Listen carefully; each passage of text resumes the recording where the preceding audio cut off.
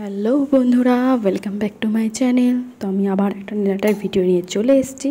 তো দেখো, ফার্স্টে একটা পার্পল কালার নেল পলিশ আমি পরিয়ে নিলাম, সেটাকে প্রপার শুকিয়ে নিয়ে এবার ডটের টুলসে আমি ব্ল্যাক কালারের একটা নেল পলিশ নিয়েছি। এবার ডট ডট করে 5টা করে ডট দেবো রাউন্ড রাউন্ড করে, যাতে একটা ফুলের ডিজাইন হয়।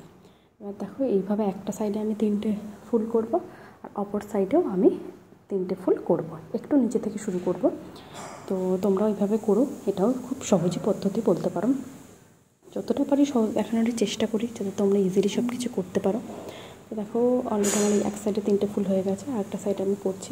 একটা সাইডে করতে গিয়ে দেখি এই সাইডটা একটু বেঁকে গেছিলো বলে একটু ছোট হয়ে গেছে। তো যাই হোক, 3টে পাপড়ি করে আমি ছেড়ে দিয়েছি। এরপর মাঝখানে যে ফাঁকাগুলো ছিল সেইখানে আমি হোয়াইট নেল পলিশ দিয়ে ডট ডট দিয়েছি, যাতে ফুলটা আরও এনহ্যান্স করে বা ফুটে ওঠে, আরও ভালোভাবে বোঝা যায়। দেখো, এবার এভাবে করে নিচ্ছি। আমি মাঝখানে ক্যামেরাটা আমার একটু বেঁকেও গেছিলো, আমি আবার সোজা করে নিলাম।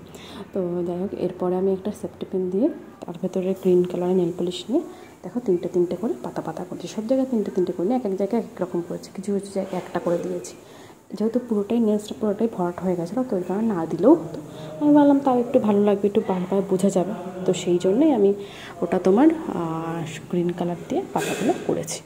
তো কেমন লাগলো ডিজাইনটা জানিও। আমার ডিজাইনটা অলরেডি কমপ্লিট হয়ে গেছে।